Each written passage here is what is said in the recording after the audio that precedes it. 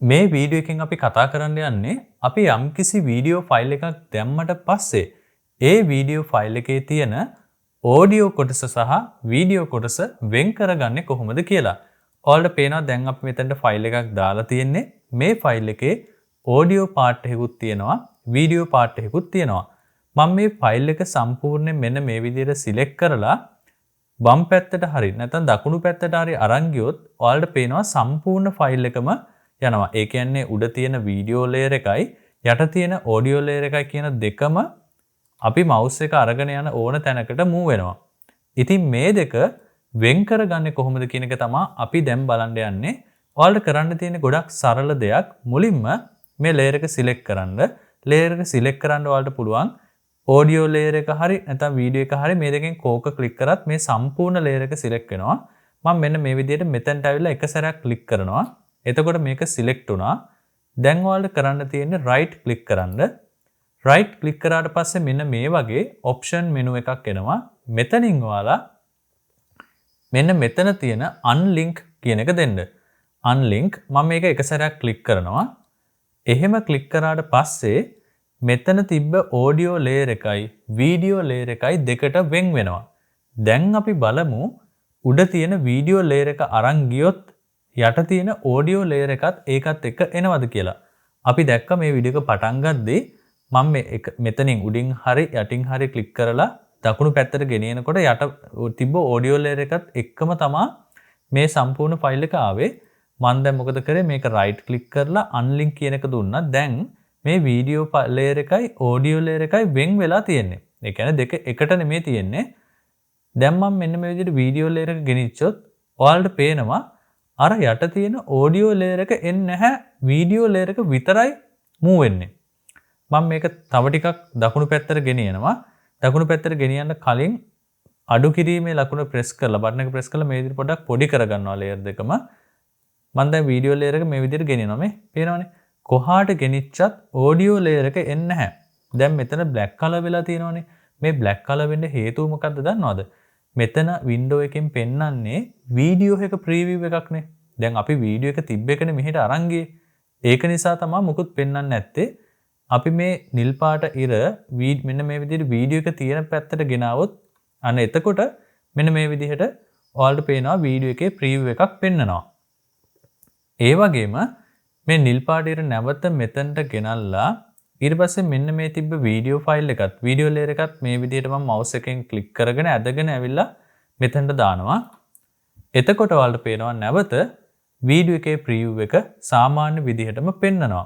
ඉතින් මේක වැදගත් වෙන්නේ මොන වගේ අවස්ථාවලදීද කියනවා නම් ඔයාලට මොකක් හරි වීඩියෝ එකක නැත්නම් සෝං එකක වෙන්න පුළුවන් නැත්නම් වෙන මොකක් හරි ප්‍රෝග්‍රෑම් එකක හරි මොනම හරි දෙයක ඔයාලට වීඩියෝ ෆයිල් එක විතරක් ඕන වෙලා එහෙම නැත්නම් ඔයාලට ඕන වීඩියෝ ෆයිල් එක දාලා ඊට පස්සේ ඒකේ තියෙන වෙන වෙන සවුන්ඩ් හරි නැත්නම් කතා කරන දේවල් හරි අයින් කරලා ඒ වීඩියෝ එක යද්දි බෑග්ග්‍රවුන්ඩ් එකේ මොකක් හරි සින්දුවක් ප්ලේ වෙන්න දාගන්න හදා ගන්න ඕන.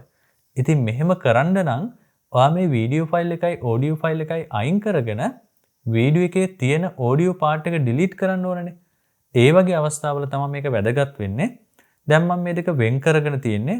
අපි ඔඩියෝ ෆයිල් එකක තියෙන ලේයර් එකත් ගෙනහිල්ලා බලමු. රයිට් ඔයාලට පේනවා මම මෙහෙම ගෙනියනකොට වීඩියෝ ලේයර් එක එන්නේ නැහැ, ඔඩියෝ එක විතරයි එන්නේ. ඉතින් මෙන්න මේ විදිහට අපිට අන්ලින්ක් කරගෙන ඔඩියෝ ෆයිල් එකයි වීඩියෝ ෆයිල් එකයි වෙන් කරගන්න පුළුවන්. දැන් අපිට වීඩියෝ එක ඩිලීට් කරගන්න ඕන නම් වීඩියෝ එක ඩිලීට් කරගන්නත් පුළුවන්.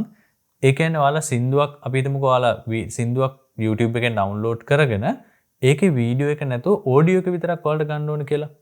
එහෙම වුණොත් ඔයාලට මේ වීඩියෝ තියෙන පාර්ට් එක ඩිලීට් කරගන්න ඕනනේ. එහෙම වුණොත් ඔයාලට කරන්න පුළුවන් සින්දුව මුලින්ම මම මේ දැම්ම විදිහට දාලා ඊට පස්සේ අන්ලින්ක් කරගෙන දැන් අපි වීඩියෝ කියන ෆයිල් එක සිලෙක්ට් කරලා ඩිලීට් බටන් එක ප්‍රෙස් කරනවා. අන්න එතකොට වීඩියෝ ෆයිල් එක ඩිලීට් වෙනවා. Control Z ප්‍රෙස් කරොත් නැවත මේක undo වෙලා අපි ඩිලීට් කරපු වීඩියෝ එක එනවා. එහෙම නැතුව ඔඩියෝ ෆයිල් එක ඩිලීට් කරගන්න ඕන නම් ඔඩියෝ ෆයිල් එක සිලෙක්ට් කරලා ඩිලීට් බටන් එක ප්‍රෙස් කරන්න. එතකොට ඔඩියෝ ෆයිල් එක ඩිලීට් වෙනවා. නැවතත් මම මේක undo කරනවා Control Z. එතකොට ඔඩියෝ ෆයිල් එකත් එනවා.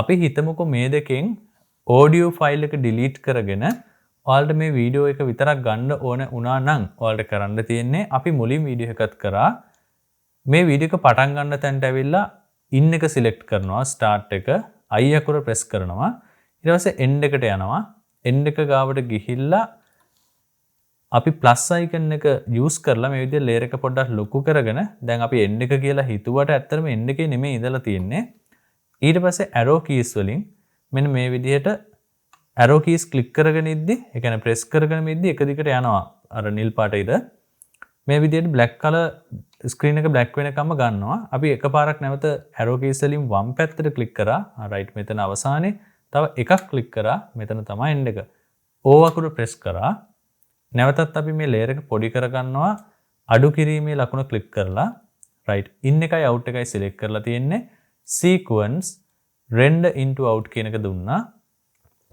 render into out කියන එක දුන්නට පස්සේ මේක 100ට යනකම් ගිහිල්ලා render වෙනවා ඊට පස්සේ file export media මෙතන ඔයාලා දෙන්න ඕන format එක H264 preset එක matte source high bitrate output name කියන තැන click කරලා ඔයාලට කැමති location එකක් දීලා මේක save කරගන්න පුළුවන් ඊට පස්සේ ඔයාලට export කියන බටන් එක click කරන්න තියෙන්නේ ඊට පස්සේ මේ වීඩියෝ එක export වෙනවා අපි හිතමුකෝ මෙතන ඔයාලා වීඩියෝ ෆයිල් එක නැතුව ඔඩියෝ ෆයිල් එක ඔයාලට ගන්න ඕන වුණා කියලා එහෙමනම් ඔයාලට කරන්න තියෙන්නේ වීඩියෝ ෆයිල් එක delete කරා ඊට පස්සේ මෙතන in එක select කරා අවසාන වෙන තැනට ගිහිල්ලා out එකත් select කරා ඊට පස්සේ file export media දැන් අපි මෙතන export කරන්න යන්නේ අපි හිතමුකෝ audio file එකක්නේ